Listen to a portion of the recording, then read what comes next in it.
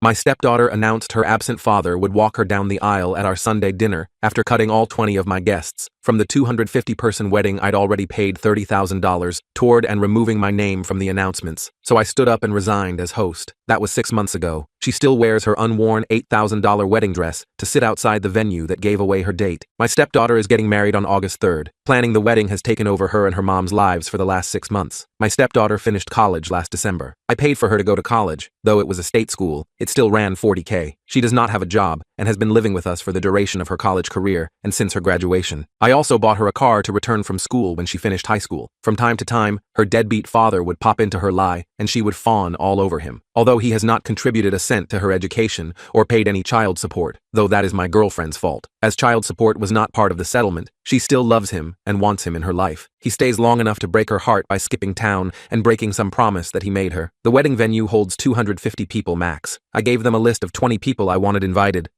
since I was paying for everything. They told me that it was no problem and they'd take care of it. So I let these people know they'd be getting an invite and they should save the date. Saturday, I saw one of my friends on this list at the golf course and asked if he was coming. He told me that he wasn't invited. He told me that he got an announcement, but not an invitation. He had it in his back seat and showed it to me. Sure enough, it was just an announcement, and my name was nowhere on it. It had her dad's name and her mom's name and not mine. This led to a pretty big fight with my girlfriend, as I found out that none of my list of 20 cut for the final guest list because 250 people is very tight. I was mad, but not a hell of a lot I could do because the important people in my life had already been offended. My girlfriend said, if some people didn't RSVP yes, I might be able to get a couple of people in, but that is an ultimate slap in the face in my opinion. So, I was boiling on Saturday. Yesterday, we had a Sunday dinner with the future in-laws family and us, and a surprise guest, the real dad. At this little dinner, my stepdaughter announced that her real dad was going to be able to make it to her wedding, and that now he'd be able to give her away. This was greeted with a chorus of, "Oh, how great," and "how wonderfuls." I don't think I have ever felt so angry and so disrespected. I was shaking. I took a few seconds to gather my composure, because I honestly wasn't sure if I would cry or start throwing punches or both. Once I was sure I'd be able to speak, I got up from my chair and said I'd like to make a toast. I can't remember exactly what Isaida said, but the gist of it was this: I'd like to make a toast. It has been my great pleasure to be a part of this family for the past 10 years. At this point in my life, I feel I owe a debt of gratitude to the bride and groom, because they have opened my eyes to something very important. Confident smiles were exchanged. They have shown me that my position in this family is not what I once thought it was. And now a glimmer of confusion and shock begins to spread on the faces in the room. Though I once thought of myself as the patriarch or godfather of the family, commanding great respect and sought out for help in times of need, it seems instead that I hold the position of an ATM, good for a stream of money, but not much else. As I have been replaced as host, both on the invitations and in the ceremony, I am resigning my financial duties as host to my successor, real dad. So, cheers to the happy couple and the path they have chosen. I finished my drink. You all can let yourselves out. I walked upstairs to my bedroom, leaving behind the stunned silence. My hands were still shaking as I grabbed my overnight bag from the closet. I threw in some clothes, not really paying attention to what I was packing. The sound of raised voices drifted up from downstairs, but I couldn't make out the words. I didn't care. My phone started buzzing immediately. Linda's name flashed on the screen. I declined the call. It rang again. Sarah this time. I declined that one too. Then the texts started flooding in. I turned the phone to silent and shoved it in my pocket. I heard footsteps on the stairs, multiple sets. They were coming up fast. I zipped the bag and headed for the bedroom door, but Linda burst through before I could reach it. Her face was red, mascara running down her cheeks. "What the hell was that?" she screamed. Sarah appeared behind her, along with Derek. The sight of him in my bedroom made my jaw clench. "That was me being honest," I said, shouldering past them toward the stairs. Linda grabbed my arm. "You can't just leave. We have guests." I yanked my arm free. "They're your guests, not mine. Remember? I didn't make the cut." "Ian, please," Sarah said, her voice small. "I didn't mean to hurt you." I stopped at the top of the stairs and turned to face her. "You announced that your real dad would walk you down the aisle at the wedding I'm paying for, in front of everyone, after I raised you for 10 years. But he's my father," she said, tears welling up. "And what am I?" I asked. "The guy who pays the bills?" Derek stepped forward, puffing out his chest. "Hey man, you don't need to be like this. She's just a kid who wants her dad at her wedding." I looked at him, really looked at him for the first time in years. His clothes were wrinkled, probably slept in. He had that same charming smile that always worked on Sarah. The same smile he wore when he promised to take her to Disney World when she was 14, when he promised to help with her college applications, when he promised to be there for her graduation. "You're right," I said to Derek. "She wants her dad at her wedding, so you can pay for it." His smile faltered. "Come on, man. You know I'm between jobs right now. You've been between jobs for 10 years. I continued down the stairs. They followed me, all three of them talking at once. Linda was alternating between anger and pleading. Sarah was crying. Derek was trying to play peacemaker, which was rich coming from the guy who disrupted every bit of peace in this family. The in-laws were still in the dining room, looking uncomfortable. Sarah's fiancé, Mark, stood up when he saw me. "Ian, I'm sorry about— It's not your fault, Mark," I said. "You seem like a good kid. Good luck." I headed for the garage. Linda caught up with me at my car. "You can't do this," she said. "The wedding is in 6 weeks. Everything is booked. The deposits are non-refundable." "That's Derek's problem now," I said, tossing my bag in the back seat. "He doesn't have any money. You know that. Then maybe you should have thought about that before you cut every single person I care about from the guest list. Before you put his name on the announcements instead of mine. Before you let Sarah announce he'd walk her down the aisle without even discussing it with me. She's emotional about her father. You know how she gets." "I've been her father for 10 years, I said. "I taught her to drive. I helped with her homework. I was there for every school play, every soccer game, every heartbreak. Where was Derek?" Linda didn't answer. We both knew where Derek had been. Nowhere. "The credit cards I gave you and Sarah are in both our names," I said. "I'll be canceling them tomorrow. The wedding vendors have your contact information, so they'll be calling you for the remaining balances." "Ian, please, let's go inside and talk about this. We've been talking for 10 years, I said. "I'm done talking." I got in my car and backed out of the garage. In my rearview mirror, I could see them all standing in the driveway. Sarah was sobbing into Derek's shoulder. He looked lost, probably calculating how much this was going to cost him. Linda stood with her arms crossed, still in shock. I drove to a hotel downtown and checked in for the week. My phone had over 50 missed calls and twice as many texts by the time I plugged it in to charge. I scrolled through some of them. "Linda, this is ridiculous. Come home." Sarah, "I'm sorry I hurt you, but you're overreacting." Linda, "The caterer needs the final payment by Tuesday." Sarah, "Mom says you're being petty." Linda, "Your friends are asking where you went." Derek, "Hey buddy, let's grab a beer and talk this out." I almost laughed at that last one. Derek wanting to grab a beer, with my money no doubt. I ordered room service and opened my laptop. First, I scheduled appointments with my lawyer and accountant for Monday morning. Then I started looking at apartments. Linda and I had never married, which I was grateful for now, but we'd been together long enough that untangling our finances would be complicated. The house was in my name, purchased before I met Linda, but I'd let them treat it as their home for so long. I knew it would be a fight to get them out. Still, it was my house, my name on the deed, my mortgage payments for 15 years. Around midnight, my phone rang again. This time it was Mark, Sarah's fiancé. I almost didn't answer, but curiosity got the better of me. "Ian, it's Mark. I'm sorry to call so late." "It's fine. I'm up. I just wanted to say, what happened tonight wasn't right. I didn't know about the guest list thing, or about Derek walking her down the aisle. She told me you were okay with it. I wasn't." "I figured that out," he said. There was a pause. "My parents are pretty upset. They think the whole thing was disrespectful. Your parents seem like good people." "They are. They actually left right after you did. Said they needed to think about some things." "Interesting. The Carlsons were old money, very traditional. They probably weren't thrilled about the drama." "Ian, can I ask you something?" Mark said. "Sure. Are you really not going to pay for the wedding?" "I'm really not." "What if Sarah apologizes? What if she asks you to walk her down the aisle with Derek?" "With Derek?" I laughed, but there was no humor in it. "Mark, I've spent 10 years being second place to a man who abandons her over and over. I'm done competing for a position in my own family." "I get it," he said quietly. "I really do. My dad, he said something tonight after we left. He said a man who doesn't appreciate the people who show up for him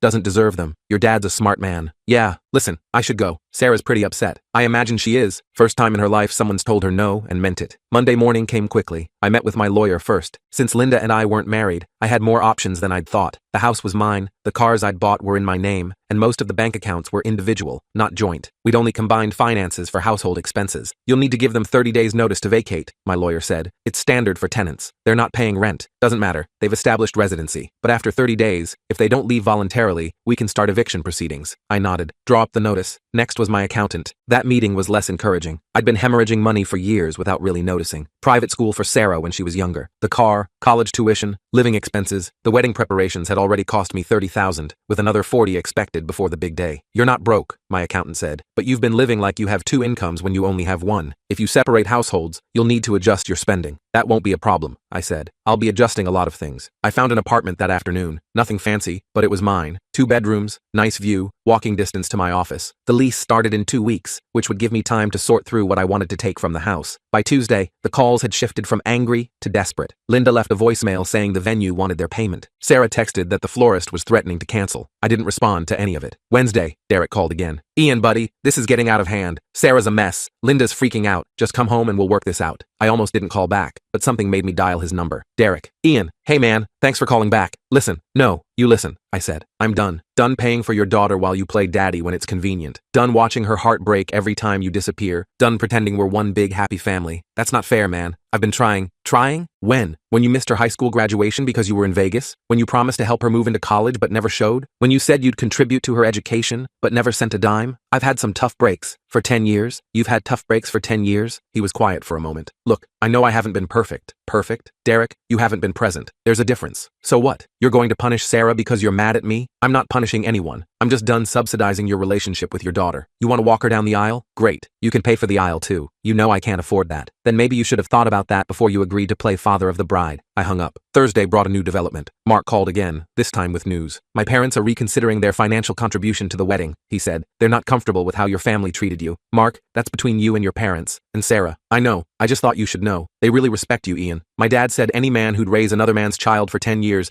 and pay for everything deserves better than what happened Sunday. I appreciate that. There's something else, he said. Sarah and her mom went to the venue today to try to negotiate. The venue told them without the deposit by tomorrow, they're releasing the date. Okay. Sarah asked if my parents would cover it. They said no. I wasn't surprised. The Carlsons had old-fashioned values about these things. The bride's family paid for the wedding. If the bride's family couldn't pay, then maybe the wedding needed to be scaled back. She's talking about taking out a loan, Mark continued. That's her choice. Ian, I don't think I want her to. Now that was surprising. Oh, I've been thinking a lot since Sunday. About family, about respect, about the kind of marriage I want. And I'm not sure starting our life together with a massive loan for a party is the right move. That's very mature of you. My parents suggested we scale back, do something small, maybe just immediate family. Sounds reasonable. Sarah's not taking it well. I imagine not. She keeps saying you'll come around, that you always do. Not this time. I know. I think that's what scares her. Friday morning, I got a call from my lawyer. Linda had been served with the 30-day notice. She'd apparently broken down crying in front of the process server. An hour later, she was at my office. You can't kick us out, she said, barging past my assistant. That's Sarah's home. She grew up there. No, she didn't, I said. She was 13 when you moved in, and it's my house. We're a family, are we? Because last I checked, families include each other. Families respect each other. Families don't treat each other like ATMs. You're being cruel. I'm being honest. For the first time in 10 years, I'm being honest about what this relationship really is. She sank into the chair across from my desk. What do you want? An apology? Fine. I'm sorry. Sarah's sorry. We're all sorry. I don't want anything, I said. That's the point. I'm done wanting things from people who don't want to give them. So that's it? 10 years and you're just walking away? You walked away first, I said. Every time you chose Derek over me. Every time you let Sarah disrespect me. Every time you treated my contributions as expected while treating his absence as acceptable. He's her father. So was I. The only difference is I showed up. She left in tears, but I noticed she didn't argue that last point. The weekend was quiet. I looked at furniture for the new apartment, went to the gym, caught up on work. It was strange how peaceful life could be when you weren't constantly managing other people's drama. Sunday afternoon, exactly 1 week after the dinner, Sarah showed up at my hotel. The front desk called to ask if I wanted to see her. I almost said no, but decided to hear her out. She looked terrible. Her eyes were puffy, her usually perfect hair unwashed. She sat across from me in the hotel restaurant, fidgeting with her engagement ring. The venue canceled, she said without preamble. They gave our date to someone else. I'm sorry to hear that. No, you're not. You're right, I'm not. She looked up at me then, really looked at me for the first time in years. Do you hate me? No, Sarah, I don't hate you. I'm just done enabling you. Enabling me? You make it sound like I'm some kind of addict. Aren't you? Addicted to your father's approval? Addicted to the fantasy that one day he'll be the dad you want him to be? Her face crumpled. That's not fair. Neither is expecting me to fund your fantasy while treating me like hired help. I never treated you like hired help. Really? When's the last time you introduced me as your dad? When's the last time you included me in a decision about your life? When's the last time you considered my feelings about anything? She was crying now, but I noticed she didn't answer any of my questions. I was 18 when Derek came back the first time after you and Mom got together, she said finally. He said he was sorry, said he wanted to make up for lost time. I remember. You were so angry. I was worried. I knew he'd hurt you again, but I needed to try. He's my dad. I know, and I supported that. I supported it every time he came back, every time he left, every time you cried, every time your mom made excuses for him. I supported all of it. But supporting you doesn't mean I have to pay for the privilege of being excluded from your life. You're not excluded. Sarah, you literally excluded every single person I wanted to invite to your wedding. You put Derek's name on the announcements instead of mine. You announced he'd walk you down the aisle without even asking how I felt about it. If that's not exclusion, what is? She wiped her eyes with a napkin. Mark's parents are pulling their money too. I heard. They said it's because of how we treated you. The Carlsons are good people. Mark wants to postpone the wedding. Maybe do something smaller next year. That sounds wise. I don't want to wait. I've been dreaming about my wedding since I was little. Then pay for it yourself. With what money? I don't have a job. Then get one. It's not that easy. It's not supposed to be easy. That's the point. Things have value because we work for them. You've never had to work for anything because I made it easy. I paid for everything. I solved every problem. I made every dream come true. And what did it get me? A seat at the back of your wedding, if I was lucky. She stared at her hands. Derek can't help. He doesn't have any money. I know. He never has money. I know that too. He called me yesterday. Said Said he had to go out of town for a job opportunity. Doesn't know when he'll be back. There it was, the pattern repeating itself. Derek making promises he couldn't keep, then disappearing when things got hard. I'm sorry, Sarah. Are you? Yes. I'm sorry you're hurting. I'm sorry Derek is who he is. I'm sorry you had to learn this lesson this way. But I'm not sorry for standing up for myself. So what am I supposed to do now? Whatever you want. Get a job, plan a wedding you can afford, build a life with Mark, or don't. But whatever you do, it won't be on my dime anymore. She stood up to leave, then turned back. For what it's worth, you were a good dad, better than I deserved. No, Sarah, I was exactly the dad you deserved. The problem is, I was also the dad you took for granted. She left, without another word. The next few weeks passed in a blur of lawyers, movers, and real estate agents. Linda fought the eviction at first, but when she realized I was serious, she found an apartment, a smaller one, in a less expensive neighborhood. Derek was nowhere to be found, of course. I moved into my new place on a Thursday. It was strange, being alone after so many years, but it was a good strange. Peaceful, quiet, mine. That night, I got a text from Mark, just 2 words, thank you. I wasn't sure what he was thanking me for, but I had a feeling he'd figured some things out about the family he was marrying into. 3 months later, I got a wedding announcement in the mail, not an invitation, just an announcement. Sarah and Mark had gotten married at the courthouse. Linda was her witness. Derek wasn't mentioned. I stared at the announcement for a long time, then threw it in the trash. Some bridges, once burned, weren't meant to be rebuilt, but I kept the photo that came with it. Not because I wanted to remember the wedding, but because in it, Sarah looked happy. Really happy. Not the fake, performative happiness she wore when Derek was around, but genuine joy. Maybe losing the fantasy of the perfect wedding had helped her find something real. Maybe having to stand on her own feet had taught her their value. Maybe watching her real dad disappear again had finally shown her who'd been there all along. Or maybe not. Maybe she'd learned nothing. Maybe she still believed Derek would come through someday. Maybe she still saw me as the villain who ruined her dreams. Either way, it wasn't my problem anymore. I was done being the understudy in my own life, waiting in the wings while someone else played the leading role. I was done paying for a show I wasn't even allowed to watch from the good seats. I was done, and for the first time in 10 years, I was free. The freedom lasted exactly 3 days. Monday morning, I arrived at my office to find Linda waiting in the lobby. She'd dressed carefully. The navy suit I'd bought her for her last job interview, the pearls I'd given her for Christmas. Even her makeup was perfect, a stark contrast to the tear-streaked face I'd last seen. We need to talk, she said, standing as I approached. We don't, I replied, walking past her toward the elevators. She followed. Ian, please, just 5 minutes. My assistant, Victoria, looked up from her desk as we entered. I'd briefed her about the situation, and she immediately stood. Should I call security? That won't be necessary, I said. Linda was just leaving. I'm pregnant, Linda blurted out. I stopped. Victoria's eyes widened. Linda stood there, hands clasped in front of her, watching my face. Congratulations, I said finally. I'm sure Derek will be thrilled. Her face flushed. It's yours. No, I said. It's not. Ian, I'm 2 months along. We were together 2 months ago. We were together. We were also careful. You're on birth control. Birth control fails sometimes. So do lies. I turned to Victoria. Please show Ms. Lee out. You can't just dismiss this. Linda's carefully composed facade cracked. I have proof. I have the test results right here. She fumbled in her purse, pulling out papers. I didn't look at them. Even if you are pregnant, which I doubt, it's not mine. We haven't been intimate in months. That's not true. What about the night of Sarah's graduation party? I thought back. The graduation party had been in May. We'd both had too much champagne, ended up in bed together for the first time in weeks. But that was over 3 months ago, not 2. That was in May, I said. It's August. Do the math. Her face went pale. She'd been caught in her lie and we both knew it. I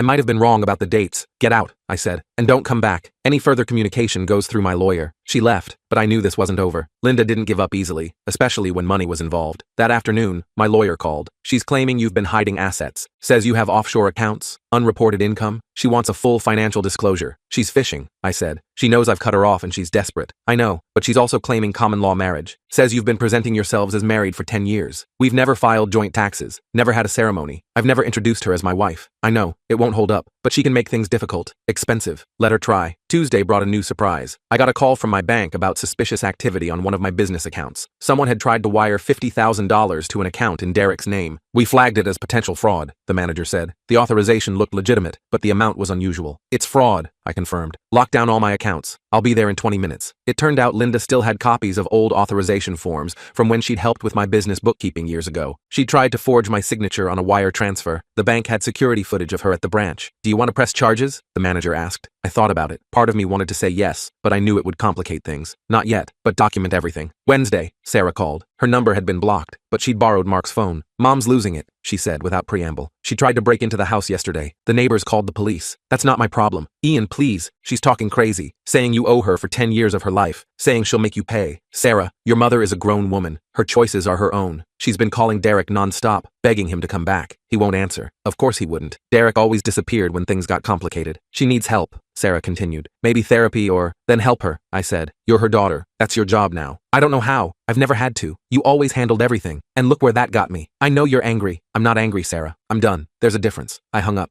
Thursday morning, I woke up to find my car vandalized. All 4 tires slashed. A-hole keyed into the driver's side door. The security cameras in my building's garage had conveniently malfunctioned that night. I filed a police report, knowing nothing would come of it. The officer taking the report looked tired. Domestic situation? He asked. Ex-girlfriend, I confirmed. They always escalate when the money gets cut off, he said. You might want to consider a restraining order. I took his advice. My lawyer filed the paperwork that afternoon. Linda would be served within 48 hours. Friday, things got worse. I arrived at work to find my office in chaos. Several clients were in the waiting room, all demanding to speak with me immediately. What's going on? I asked Victoria. She looked shaken. Someone sent emails from your account last night. Horrible emails. Prejudiced, sexist stuff. Things you'd never say. They went to your entire client list. My stomach dropped. I spent the next 6 hours in damage control mode, calling clients, explaining the situation. Most were understanding. They knew me well enough to know I'd never write such things. But a few were skeptical. One major client pulled their account. I want to believe you, Ian, he said, but I can't risk my company's reputation. The IT investigation showed the emails had been sent from my home IP address. Someone had hacked into my home network, or someone had access to my apartment. I changed all my locks that night, changed every password, installed new security cameras, but the damage was done. Word spreads fast in business circles. By the end of the day, I'd lost 3 more clients. Saturday morning, my phone rang at 6 a.m. Unknown number. You think you're so smart. Linda's voice was slurred, hammered or high, I couldn't tell. Think you can just throw us away like garbage. Linda, shut up. You ruined everything. The wedding, Sarah's dreams, my life, everything. You ruined it yourself. I gave you 10 years, 10 years of my life. And this is how you repay me? You lived rent-free in my house for 10 years. Sarah's education was paid for. Every bill, every expense, every luxury. Don't talk to me about repayment. You owe me, and you're going to pay, one way or another. She hung up. I saved the recording. My phone automatically recorded all calls from unknown numbers now. Evidence for the restraining order. An hour later, Derek called. Dude, you need to do something about Linda. She's going crazy. Suddenly she's my problem again? She showed up at my place at 3 a.m. screaming and crying. My roommates almost called the cops. They should have. Look, I know you're mad, but this is getting out of hand. She's talking about hiring someone to hurt you. I sat up straighter. What kind of someone? I don't know, man. She was hammered, not making sense, but she kept saying she knows people. People who can make you pay. Did you record any of this? What? No. Why would I? Of course he didn't. Derek never thought ahead. If she contacts you again, record everything. And maybe you should talk to the police. The police? Come on, man. She's just upset. She tried to steal $50,000 from my account. She vandalized my car. She's making threats. This isn't just upset, Derek. This is criminal. Poop. I didn't know about the money thing. There's a lot you don't know. You've been absent, remember? Yeah, well, I'm trying to stay out of it. Good luck with that. Sunday was quiet. Too quiet. I spent the day at my new apartment, organizing, trying to create some sense of normal, but I couldn't shake the feeling that something was coming. Monday morning, it arrived. I walked into my office to find 2 men in suits waiting with Victoria. They stood when they saw me. Ian Morrison? The taller one asked. Yes, I'm Detective Barnes. This is Detective Rodriguez. We need to ask you some questions about Linda Lee. My heart sank. What's she done now? She hasn't done anything, Mr. Morrison. She's missing. The room tilted. Missing? Her daughter filed a report yesterday. Says she hasn't seen or heard from her mother since Friday night. Given the recent domestic situation, we need to ask where you were this weekend. I was at my apartment, alone. Can anyone verify that? My building has security cameras. They exchanged glances. We'll need to see those, and we'll need you to come to the station. Am I under arrest? No, sir, but we'd appreciate your cooperation. I called my lawyer on the way to the station. He met me there, advised me to answer their questions honestly, but carefully. The interrogation lasted 3 hours. They wanted to know about the restraining order, the financial situation, the threats Linda had made. I told them everything, provided the recording of her call Saturday morning. She sounded intoxicated, Detective Barnes noted. Or high, I agreed. She's been escalating since I cut off financial support. Any idea where she might go? No, maybe Derek's place? He said she showed up there Friday night. We've already spoken to Mr. Reeves. He hasn't seen her since then. They finally let me go, but I could tell I wasn't off their radar. A wealthy businessman with a missing ex-girlfriend who'd been causing problems. I knew how it looked. Tuesday, the media got wind of the story. Local business owner questioned in disappearance, ran in the online edition of the paper. My phone exploded with calls, more clients expressing concern. My reputation, built over 20 years, crumbling in days. Sarah called that night, hysterical. This is your fault. If you hadn't kicked us out, if you hadn't cut her off, she'd be fine. Sarah, I know you're scared. You don't know anything. She's gone. The police think something happened to her. The police are investigating. They'll find her. What if she hurt herself? What if she's... Don't think like that. Your mom's a survivor. She's probably just taking some time to figure things out. You don't believe that. She was right. I didn't. Linda wasn't the type to disappear quietly. Everything she did was calculated for maximum impact. Wednesday brought another twist. The police called me back in. This time, they had questions about my business accounts. We've been looking into Ms. Lee's finances, Detective Rodriguez said. Seems she had access to significant funds until recently. She had access to credit cards I provided, all of which were canceled 2 weeks ago. What about this transfer? He slid a paper across the table. A wire transfer receipt for $100,000, dated last Monday. From one of my investment accounts to an offshore account. I didn't authorize this. Your signature's on it. I looked closer. It was a good forgery. Better than the one the bank had caught. This is fraud. Check with the bank. They'll have security footage. We did. The transfer was done online, from your home IP address, using your credentials. My lawyer leaned forward. My client has already reported multiple instances of fraud and hacking. This is clearly part of a pattern of criminal behavior by Ms. Lee. Maybe, Barnes said. Or maybe Mr. Morrison transferred the money himself and is using Ms. Lee's disappearance to cover it up. That's ridiculous, I said. Is it? You cut her off financially. She threatens to expose you. You pay her off, then she disappears. Pretty convenient. If I was paying her off, why would I report the fraud? You didn't. The bank's automatic systems flagged it. You only confirmed it was fraud after we asked about it. I could see where this was going. Linda had set me up perfectly. Either she'd taken the money and vanished, making me look guilty, or something had actually happened to her, and I'd be the prime suspect. Thursday, Derek showed up at my office. Victoria tried to stop him, but he pushed past her. We need to talk, he said, closing my office door behind him. Get out before I call security. Linda's not missing. I froze. What? She called me last night, from a blocked number. Said she's fine, just needs time to think. Did you tell the police? No. Why not? He shifted uncomfortably. She said if I told anyone, she'd implicate me in the fraud. Implicate you how? The 100,000. Some of it was supposed to go to me. Payment for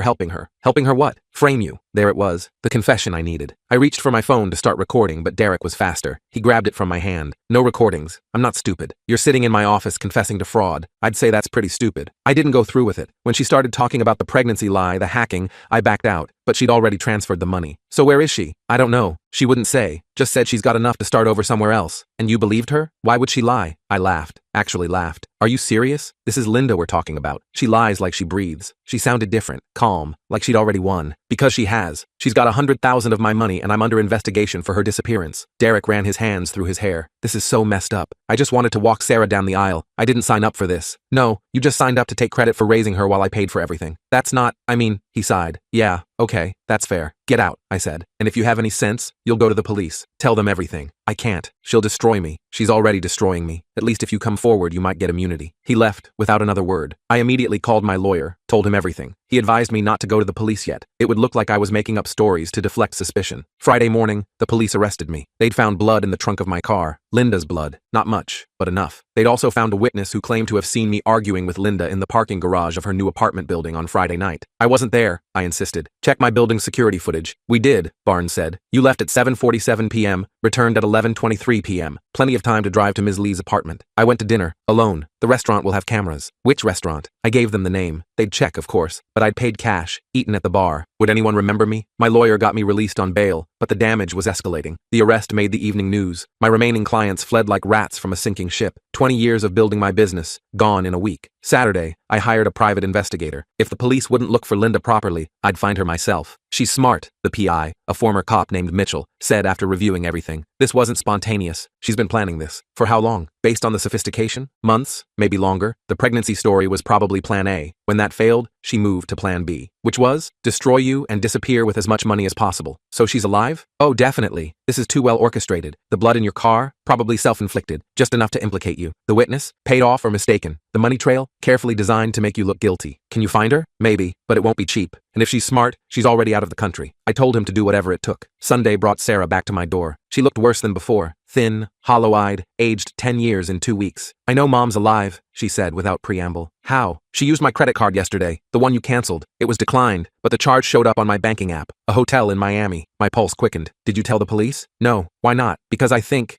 she's doing this to hurt you, and I can't let her. Sarah, I know I've been awful to you. I know I chose Derek over you every time. I know I took you for granted, but you don't deserve this. What do you want me to do? Come with me, to Miami. Help me find her. Make her stop this. It was insane. I was out on bail, not supposed to leave the state. But if we could find Linda, get her to admit what she'd done. I can't leave. Bail conditions. Then tell me what to do, how to find her. I called Mitchell, gave him the hotel information. He said he'd have someone check it out immediately. Monday morning, Mitchell called with news. The hotel charge was a dead end. Linda had used Sarah's card to book a room but never showed up. Another misdirection. But he'd found something else. She's been in contact with someone named Sebastian Vega, Miami-based. Deals in fake IDs, helps people disappear. So she's trying to leave the country? Looks like it. But here's the interesting part. Vega's been asking around about you. Your business, your connections, your weaknesses. Why? Maybe Linda's not done with you yet. Maybe the frame job is just phase 1. That afternoon, my lawyer called with worse news. The police had found more evidence. Security footage from a gas station near Linda's apartment showing my car. They'd enhanced the image, could clearly see me in the driver's seat. That's impossible, I said. I wasn't there. The footage doesn't lie, Ian. We need to consider a plea deal. For something I didn't do? For something they think you did. That's what matters now. I fired him. Found another lawyer, one who actually believed in my innocence. But I was running out of money. The frozen accounts, the lost clients, the legal fees. Linda had orchestrated a perfect financial assassination. Tuesday, Derek surprised me again. He showed up at my apartment with a flash drive. I recorded her, he said. Sunday night, she called again. I plugged in the drive, heard Linda's voice, clear, calm, terrifying in its rationality. It's almost over, she was saying. Ian will be in prison soon. The business will be worthless, and then we can finally be together. Together? Derek's voice confused. Don't play dumb. This was always the plan. Get rid of Ian. Take everything. Start fresh. Just you, me, and Sarah. Linda, I never agreed to. You agreed the moment you walked back into our lives. The moment you let him pay for your daughter while you played daddy. You're as guilty as I am. You're crazy. I'm practical. Ian was useful for a while. Now he's not. Simple as that. The recording ended. Derek looked pale. She's lost it, he said. Completely lost it. No, I said. She's perfectly sane. This is who she always was. I just refuse to see it. We have to take this to the police.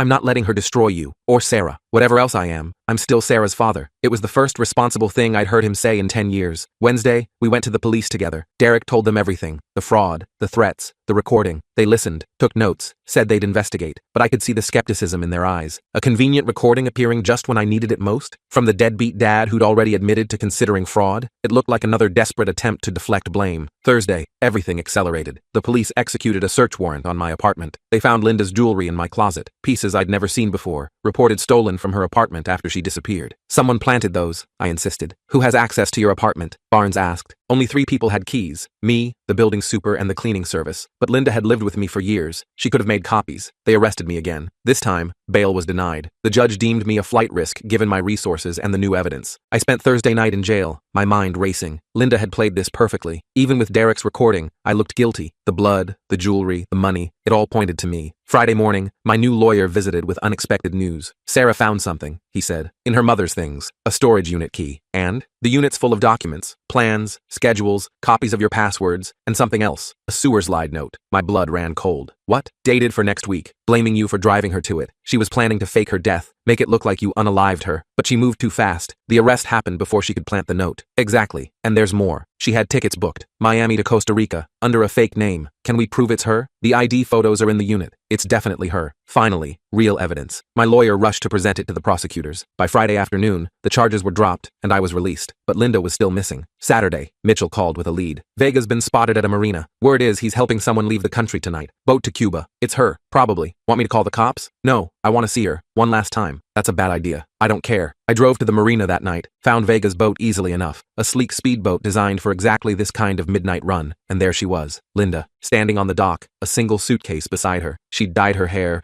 was wearing clothes I'd never seen, but it was definitely her. She saw me and smiled, not surprised, almost like she'd been expecting me. Hello, Ian. Linda, come to say goodbye? Come to ask why? She laughed. Why? You really don't know? I loved you. I took care of you and Sarah for 10 years. Exactly. You took care of us, like pets, like possessions, never partners, never equals. I gave you everything. You gave us what you thought we needed, never asked what we wanted. You wanted my money. That's all you ever wanted. No, I wanted respect, recognition, to be more than just your kept woman. So you decided to destroy me? I decided to take what I was owed. 10 years of my life, Ian. 10 years of playing house, of pretending to be grateful, of watching you play hero while treating me like the help.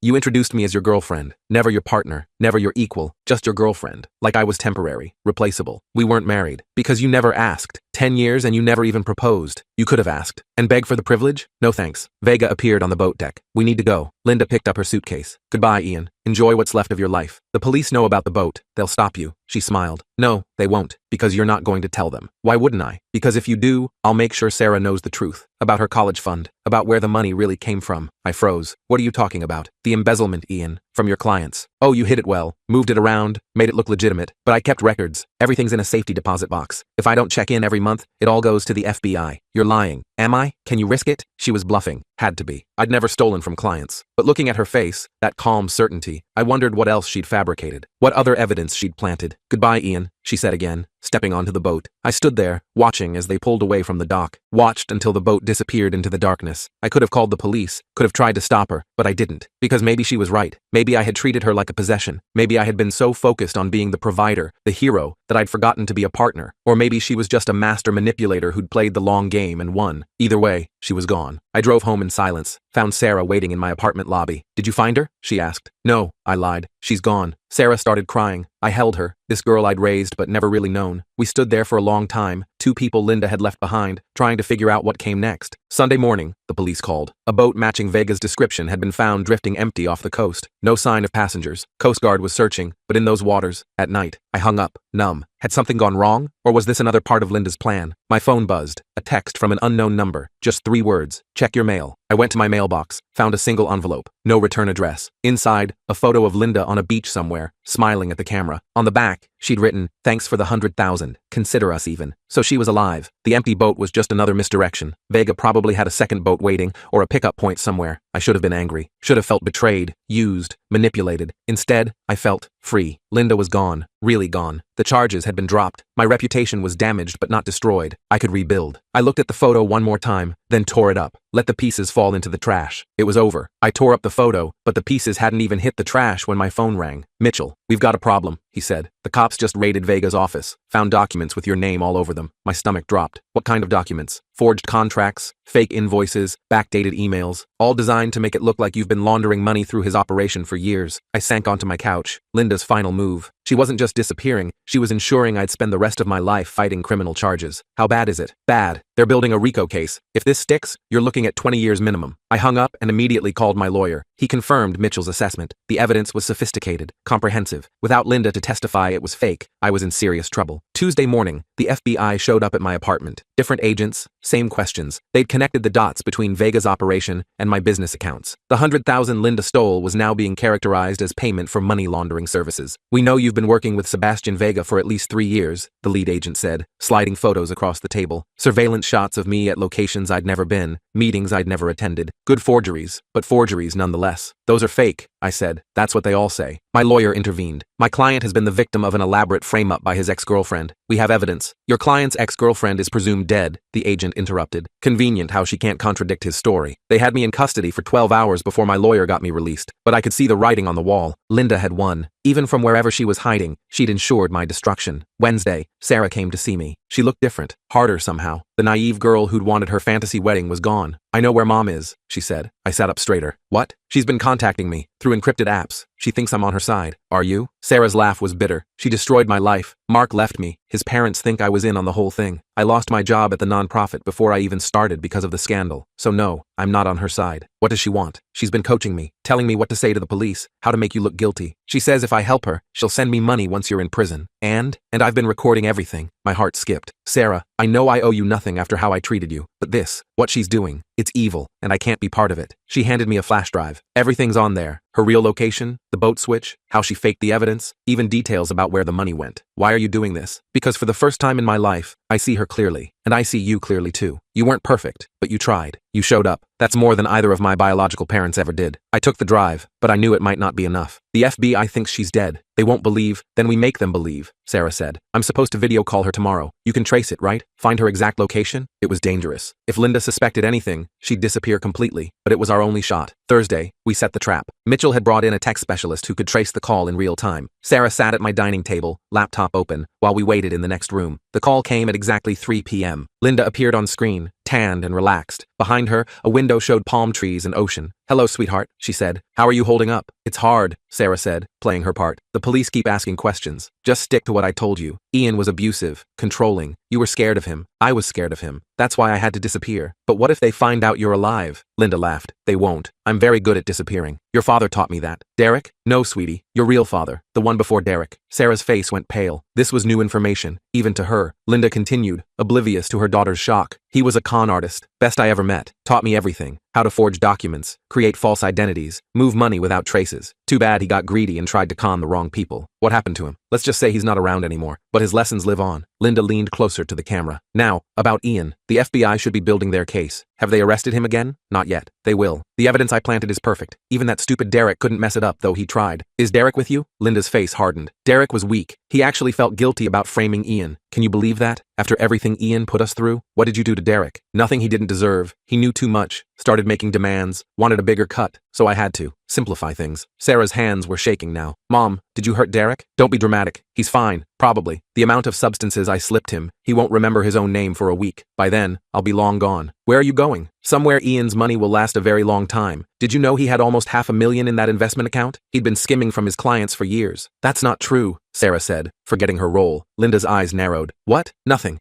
I knew Ian. He wouldn't steal. You didn't know him at all. None of us did. He was a master at playing the good guy while hiding his true nature. Like you're doing now? The words slipped out before Sarah could stop them. Linda's face went cold. What's going on, Sarah? You're acting strange. I'm just tired, Mom. This is all too much. Linda studied her daughter through the screen. You haven't told anyone about our calls, have you? Of course not. Good. Because if you did, I'd have to disappear for real, and you'd never see a penny of that money. I understand. I hope so. For your sake. Linda glanced at something off screen. I have to go. Remember what I told you. Ian is dangerous. Make sure everyone knows that. The call ended. Sarah slumped in her chair. Did you get it? I asked Mitchell's tech guy. He nodded. GPS coordinates put her in the Bahamas. Nassau, specifically. The Palm Royal Resort. We need to move fast, Mitchell said. If she suspects anything, she already does, Sarah interrupted. You saw her face. She knows something's off. She was right. Linda was too smart not to notice her daughter's slip. We had hours at most before she vanished again. I'm going after her, I said. You can't leave the country, my lawyer reminded me. Your passport's been flagged. Then we go through official channels. Get the FBI to... The FBI thinks she's dead, Mitchell said. By the time we convince them otherwise, she'll be gone. Sarah stood up. I'll go. Absolutely not, I said. She's my mother. She won't run from me. Not immediately. Sarah, this is dangerous. You heard her. She hurt Derek. She's not the person you thought she was. I know exactly who she is now, Sarah said. And that's why I have to do this. I helped create this mess. Let me help fix it. Friday morning, Sarah boarded a plane to Nassau. Mitchell had given her a wire and a panic button. The plan was simple. Find Linda, get her talking, record everything. I spent the day pacing my apartment, watching my phone. The FBI had called twice, wanting to discuss new developments in the case. I'd put them off, but I couldn't stall forever. At 4 p.m., Sarah texted, found her, hotel bar, going in, then nothing. An hour passed, then 2. I called Mitchell. Something's wrong. She should have checked in by now. Give it time. These things don't follow a schedule. But I knew Linda. If she suspected a trap, she wouldn't hesitate to protect herself, even from her own daughter. At 7 p.m., my phone rang. Unknown international number. Ian? Sarah's voice, but different. Scared. Sarah, where are you? She knows. She had people watching the airport. They grabbed me as soon as I got to the hotel. Are you hurt? No, but Ian. She's completely lost it. She's talking about starting over, creating new identities for both of us. She says we can be a real family now, without you or Derek holding us back. Let me talk to her. She's not here. She left me with some guy. Said she had to take care of loose ends. Sarah, you need to get out of there. I can't. They took my passport. And Ian, I think she's coming after you. What? She kept saying you'd never stop hunting her. That the only way to be truly free was to finish what she started. She has a plane ticket. Tonight. My blood ran cold. Linda was coming back. Not to turn herself in, but to ensure I couldn't testify against her. Sarah, listen carefully. Is the man watching you armed? I don't think so. He's just sitting by the door, playing on his phone. When I hang up,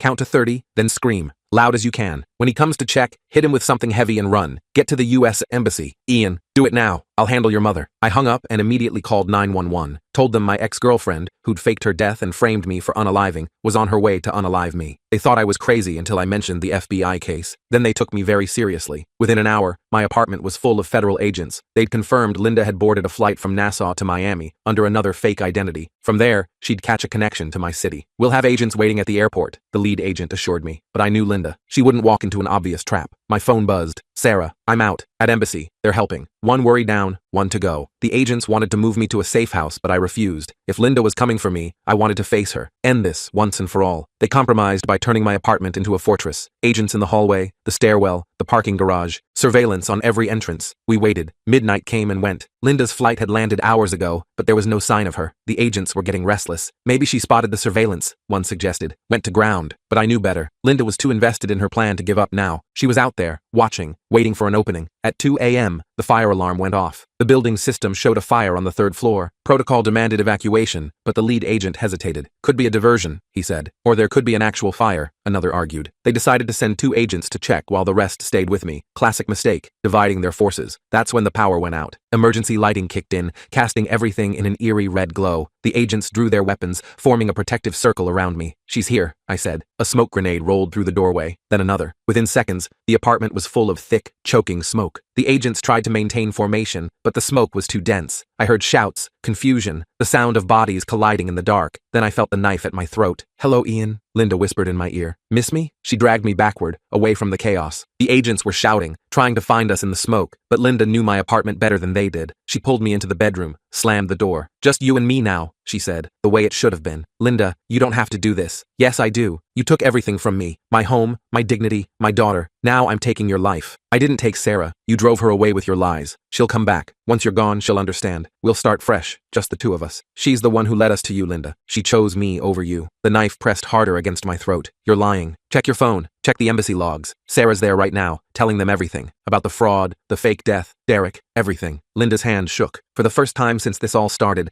I saw uncertainty in her eyes. She wouldn't. She's my daughter. And I raised her, taught her right from wrong. Something you never did. The smoke was clearing now. I could hear the agents regrouping outside. It's over, Linda. Put the knife down. No, if I'm going down, you're coming with me. She raised the knife, ready to strike, but a decade of comfortable living had made her soft, slow. I grabbed her wrist, twisted hard. The knife clattered to the floor. We struggled, but it wasn't much of a fight. I had 6 inches and 50 pounds on her. Within seconds, I had her pinned. The agents burst in, weapons drawn. They pulled Linda off me, cuffed her. She was screaming now, all composure gone. He destroyed my life. He stole everything. He deserves to die. They dragged her out, still screaming. I sat on my bed, shaking. It was over, really over this time. Saturday morning, I gave my statement to the FBI. With Linda in custody and Sarah's recordings, the truth finally came out. The money laundering charges were dropped. The unaliving investigation closed. Derek was found in a Miami hospital, suffering from a massive OD but alive. He corroborated everything, eager to make a deal. Sarah flew back that afternoon. I met her at the airport. She looked exhausted but relieved. Thank you, I said. I'm the one who should be thanking you, she replied. You saved my life, in more ways than one. We drove in silence for a while. Then Sarah spoke again. I know I can't make up for how I treated you, but I'd like to try, if you'll let me. You already have, I said. You stood up for what was right. That's all I ever wanted. I got a job, she said. Entry level, but it's a start, and I'm going to pay you back. Every penny. You don't have to. Yes, I do. It's important. I need to earn my own way. I smiled. Maybe Linda had taught her something after all, just not what she'd intended. Sunday was quiet. No police, no lawyers, no drama. Just me in my apartment, trying to process everything that had happened. My business was gone, destroyed by the scandal. My reputation was in tatters, but I was free. Free from Linda's manipulation, from Sarah's disrespect, from Derek's incompetence. Free to start over. Mark called that evening. I heard about everything. I'm sorry. For what? For leaving Sarah when she needed me most. For believing the worst about your family. You did what you thought was right. No, I did what was easy. There's a difference. He paused. I'd like to try again. With Sarah, if she'll have me. That's between you two. I know, but I wanted your blessing. You're her real father after all. It was the first time anyone had said that without qualification. No, like a or practically. Just a simple acknowledgement of what I'd always been. You have it, I said. Monday morning, I met with a headhunter. Word had gotten out about what really happened. Several firms were interested in hiring me, scandal and all. You stood up to a master manipulator and won, one CEO told me. That's the kind of strength we need. I took a position with a smaller firm. Less money, but more flexibility. A chance to rebuild on my own terms. Sarah started work the same day. She sent me a photo of her desk, proud of her tiny cubicle. We agreed to have dinner once a week. Nothing fancy, just a chance to build the relationship we should have had all along. Linda was denied bail. Her trial was set for next year. Her lawyer reached out about a plea deal, but I refused. She needed to face the consequences of her choices. Derek disappeared again, but this time, I didn't care. He wasn't my problem anymore. 3 months later, I got an unexpected call. The Carlsons wanted to meet. We owe you an apology, Mr. Carlson said over lunch. We judged you unfairly. You were protecting your son by believing the worst about a good man. That's not protection, that's prejudice. They offered to help rebuild my business, but I declined. I was done with other people's money, other people's expectations. Then let us at least do this, Mrs. Carlson said. Mark and Sarah want a small wedding, just family. We'd be honored if you'd walk her down the aisle. What about Derek? What about him? You're her father. You've earned that right. The wedding was perfect in its simplicity. 20 people in the Carlsons' backyard. Sarah wore her grandmother's dress. Mark looked nervous, but happy. As I walked her down the aisle, Sarah whispered, "Thank you for not giving up on me. Thank you for finally seeing me." I whispered back. I placed her hand in Mark's and stepped back. For the first time in over a decade, I knew exactly where I stood. Not in the shadows, not as an afterthought, but as a father who'd done his job. The reception was small, but joyful. No drama, no surprise guests, no power plays, just family celebrating love and second chances. As I watched Sarah dance with her husband, I realized Linda had been wrong about one thing. I hadn't been playing hero, I'd just been being a dad. The difference was, now everyone knew it, including me.